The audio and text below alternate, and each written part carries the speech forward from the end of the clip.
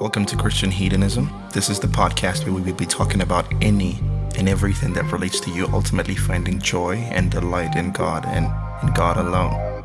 We hope and pray that this resource would be a useful resource and a blessing to you. Thank you for listening. Enjoy. Good morning, good evening, good afternoon to everybody who's listening out there. Thank you for tuning in again.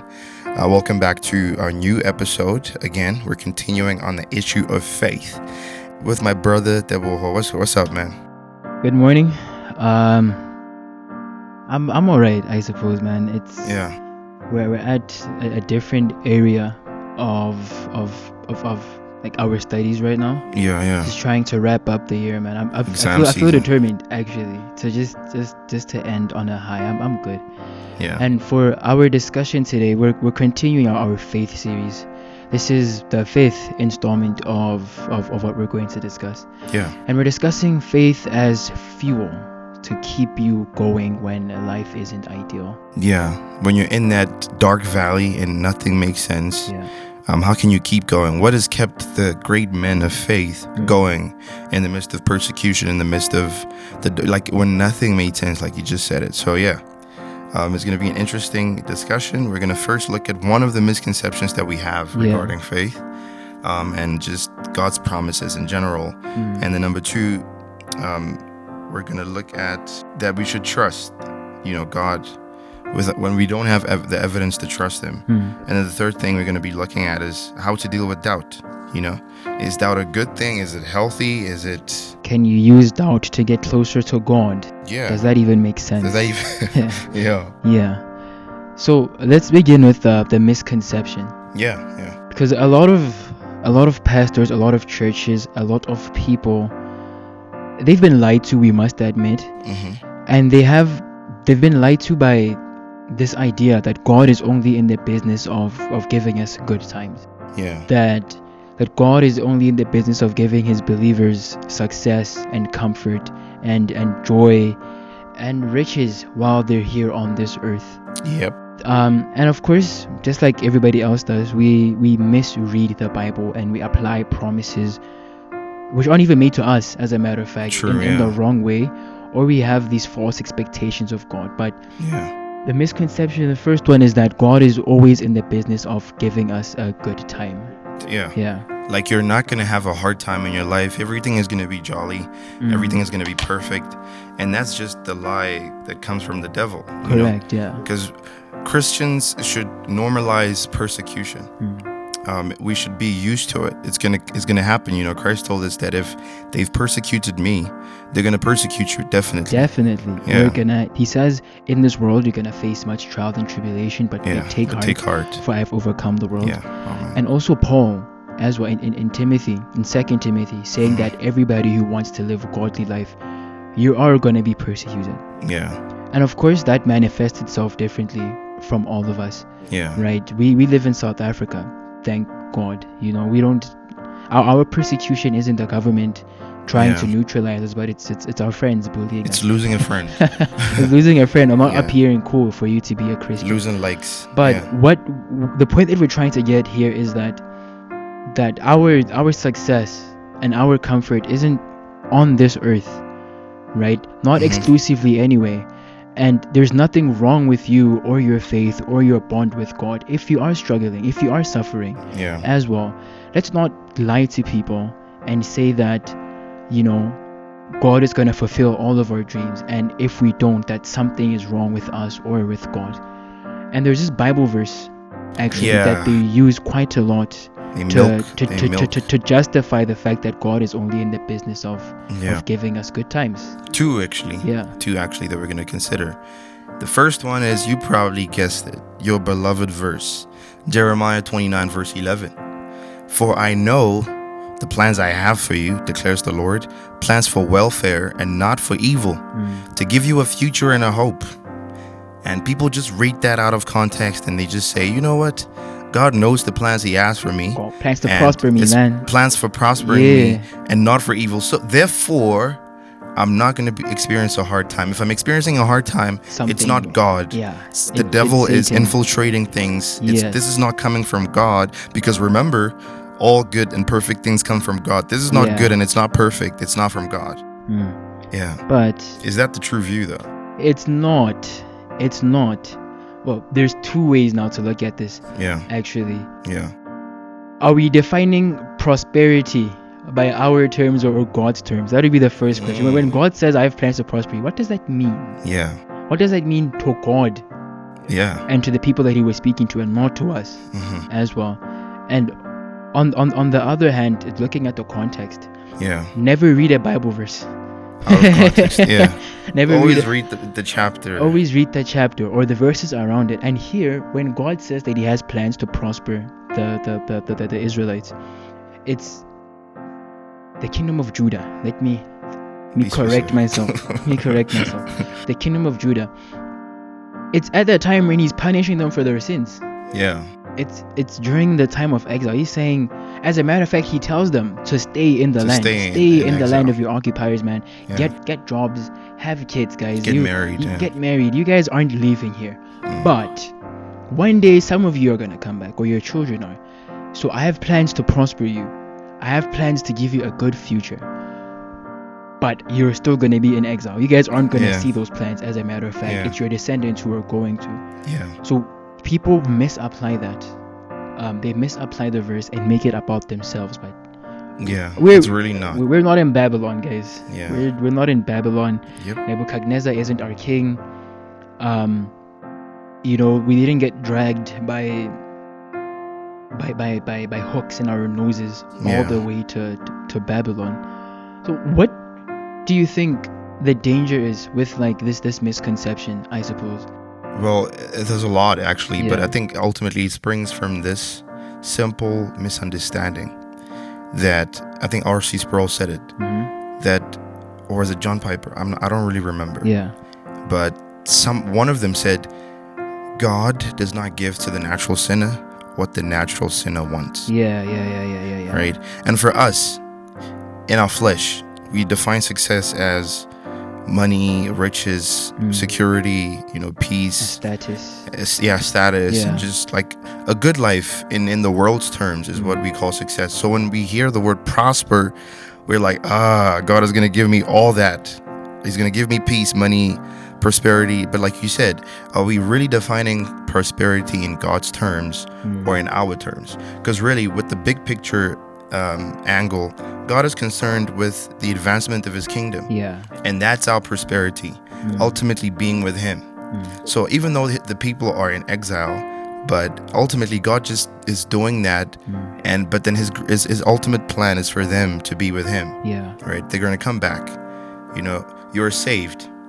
You know what I'm saying? So like I think the danger is that now when you are facing persecution or you're facing difficult times, you automatically think it comes from the devil and it's not the will of God. Yeah, but what if it's God, bro, who's Who's brought that? crushing you? God is saying, yeah, you know what?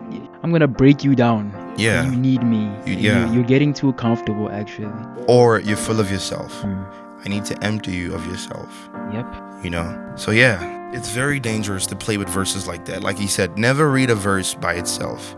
Always look at the verses around it to avoid taking it out of context. Because when God said that, they were actually in exile, Yeah. experiencing hardships, and God was reminding them like, hey, it's not like I forgot you.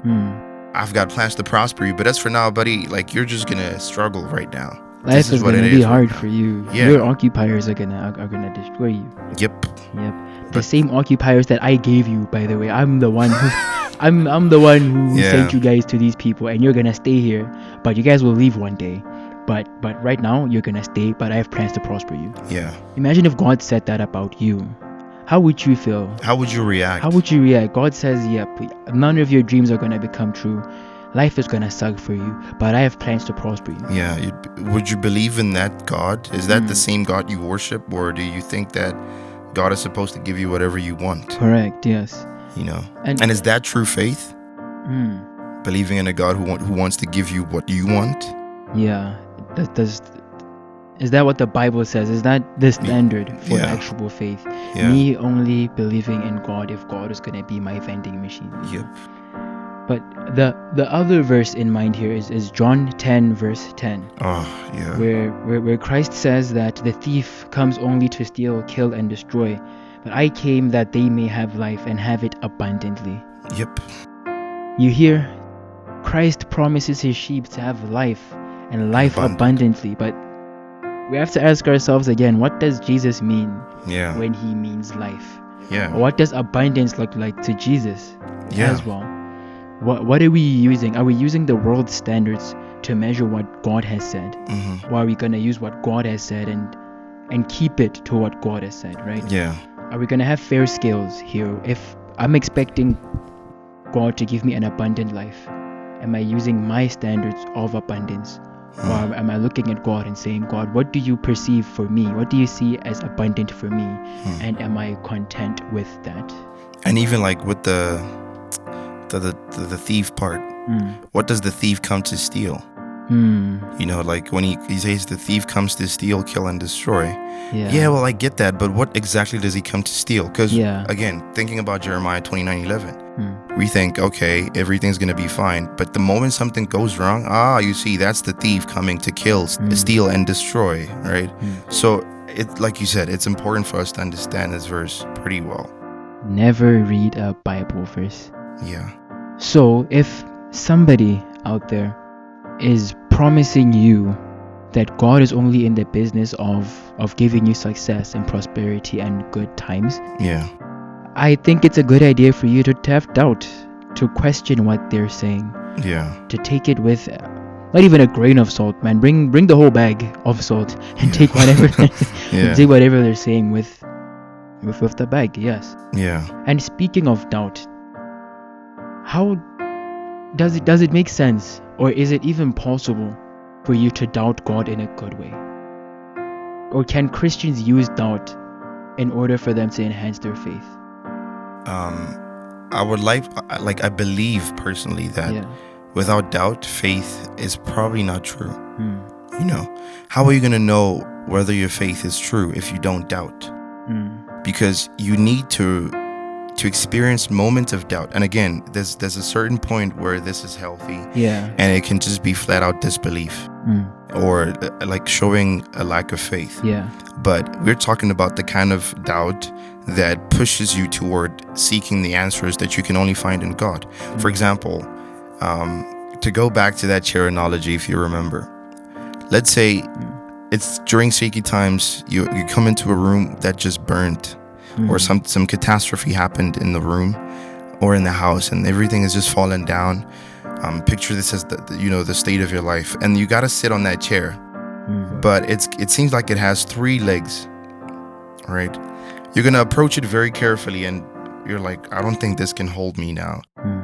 But you gotta sit. Maybe first, let's say you're forced to sit or something. You're gonna sit down, but very, very carefully. And then to be surprised, you're still gonna find that maybe it will help. It will hold you with 3, but you gotta be very careful. You can't just relax like that. So I think there should be some level of doubt. Or I suppose then we have to like not change our wording, but like explain what we mean by doubt. Exactly. It's not what I think you're saying is that it's not like I'm looking at the chair and saying you're not going to carry You're me. not. I'm looking for every single reason not to, but you're looking at the chair saying I want to sit down. And I want you to hold me. I want you to hold me, but it doesn't seem like it doesn't look like it. But I'm gonna do it anyway. And only after I've done it, then I'll get to my conclusions. So we're not being critical of God in this instance. I'm not looking at God and saying, oh Lord, you haven't done this for me and that for me and this for me and that for me. But I'm asking myself, how trustworthy are you? Have I seen how trustworthy you are? Are you really as loving as you say you are? Because I really want to know. I really want to find out. How can I be certain about these things? This is in Isaiah chapter 1 actually, where God invites his people to come and speak to him. He says, come, let's reason together. And although your sins are as red as scarlet, I'm going to make them as white as snow, as white as wool, I believe the verse says. So I don't think that God is offended when we have healthy doubt. in Yeah. this. I don't think God is offended when we look Yeah. at him and say, well, Lord, why are things this way? I really want to know. Yeah. I want to grow in connection and intimacy with you, but do I have enough reasons to? Or Yeah. Is there enough capacity to Yeah. do that right now? Yeah.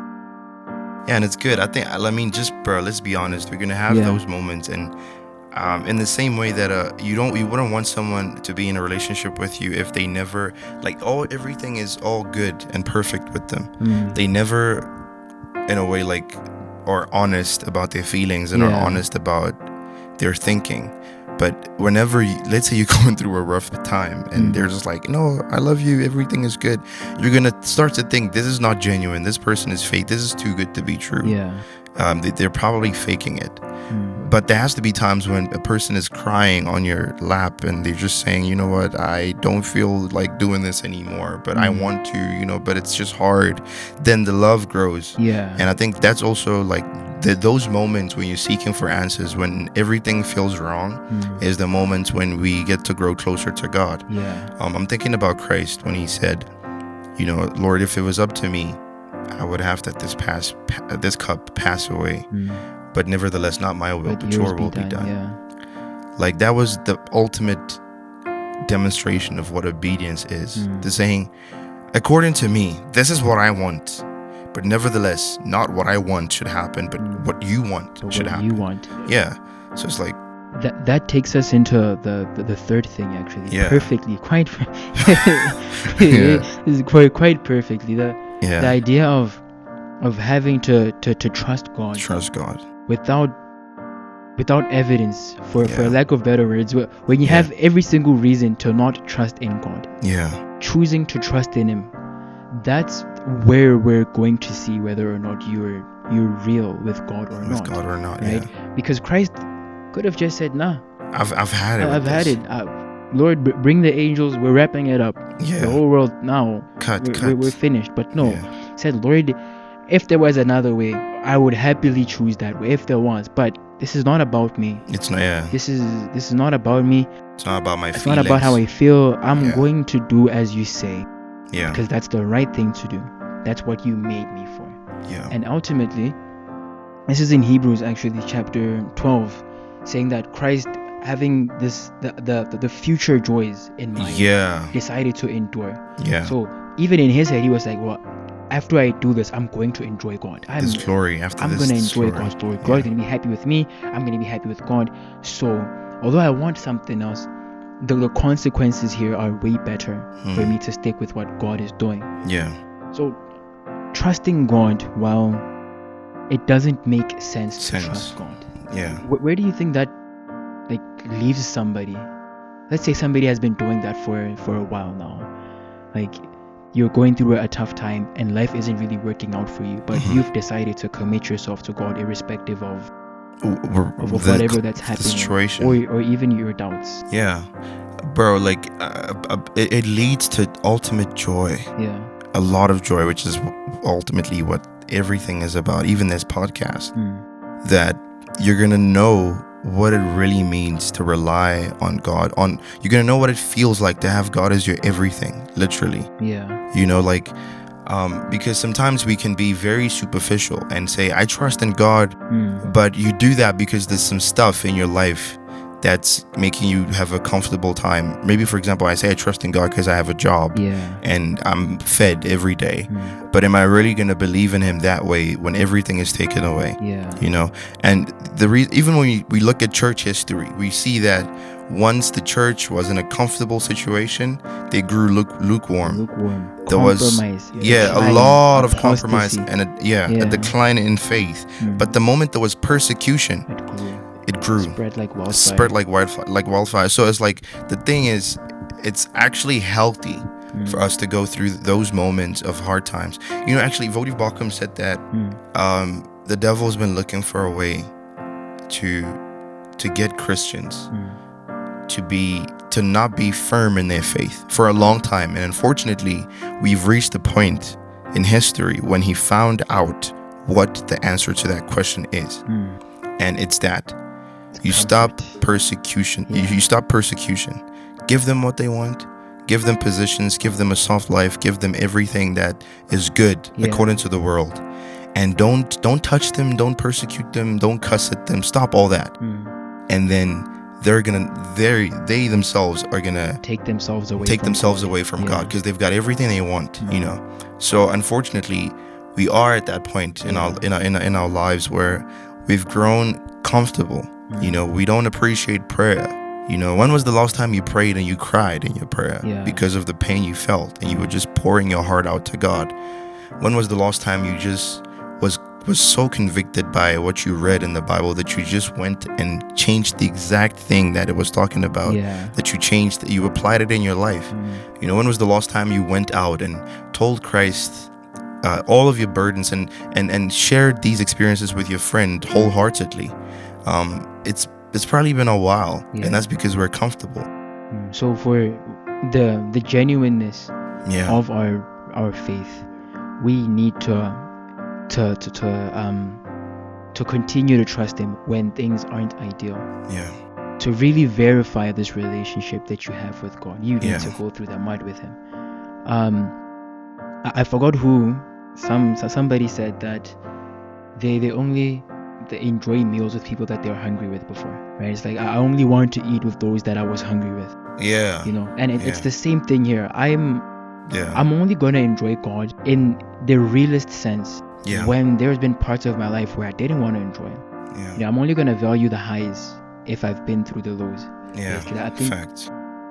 For that, there, I agree with you there. You know, to verify, to confirm this bond that I have with God, I'm supposed to go through the mud with Him. And they become more meaningful. The highs become more meaningful. They do become more meaningful. And that's how we use faith as fuel in that sense. That I'm gonna continue having it. I'm gonna continue deciding that I'm gonna love God and do good and not compromise and trust Him when I have no reason to.